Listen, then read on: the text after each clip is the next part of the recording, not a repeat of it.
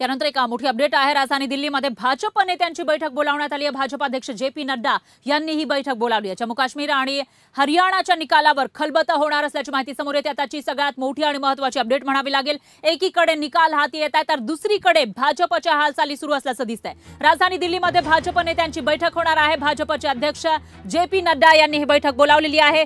जम्मू काश्मीरमध्ये काँग्रेस आणि एनसीचं सरकार येताना दिसतंय। त्यांना आतापर्यंत बहुमतापेक्षा जास्त जागांवर आघाडी घेता आलेली आहे। तर दुसरीकडे हरियाणामध्ये भाजपची मुसंडी पाहायला मिळते। हरियाणामध्ये तिसऱ्यांदा भाजपचं सरकार स्थापन होणार असं दिसत असतानाच आता भाजपच्या गोटामध्ये हालचालींना वेग आला आहे। जे.पी. नड्डा यांनी एक महत्त्वाची बैठक बोलावली आहे आणि याच्यामध्ये जम्मू काश्मीर आणि हरियाणातील निकालावर चर्चा होणार असल्याची माहिती समोर येते। खलबतं होणार असल्याचं कळतंय। त्यामुळे पुढे नेमकं काय होणार, या बैठकीत नेमकी काय खलबतं होतात ते बघावं लागेल।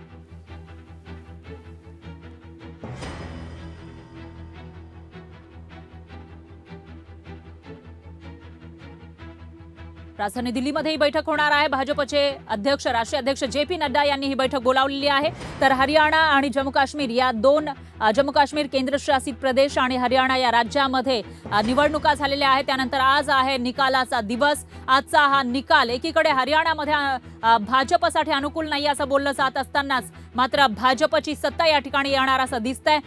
45 पेक्षा 46 पेक्षा जास्त जागांवर भाजपची आघाडी आहे आणि अशा तिसऱ्यांदा सत्ता स्थापन या ठिकाणी भाजप करू शकतं। भाजपची हॅट्रिक होऊ शकते हरियाणामध्ये आणि जम्मू काश्मीरमध्ये बघितलं तर तिथे मात्र कलम 370 हटवल्यानंतर ही पहिलीच विधानसभेची निवडणूक झाली आहे। त्यामुळे या ठिकाणी भाजप थोडाफार पिछाडीवर पडल्याचं पाहायला मिळत आहे। या ठिकाणी आतापर्यंत केंद्राचं शासन होतं, केंद्रशासित प्रदेश हा आहे आणि या ठिकाणी उपराज्यपालांच्या माध्यमातून शासन चालवलं जात होतं। त्या पार्श्वभूमीवर इथल्या लोकांनी जो कौल दिलेला आहे त्याच्यामध्ये भाजपला अपेक्षित यश आल्याचं दिसत नाहीये। आतापर्यंतचे जे आकडे हाती येत आहेत त्यानुसार जम्मू काश्मीरमध्ये भाजप पिछाडीवर पडल्याचं दिसतंय तर काँग्रेस आणि एनसीचं मात्र सरकार स्थापन होणार असं सध्या तरी दिसतंय।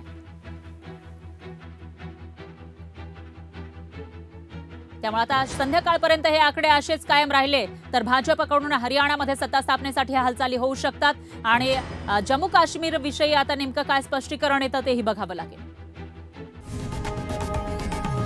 लोकशाही मराठी ऐका, पहा, जागरूक रहा।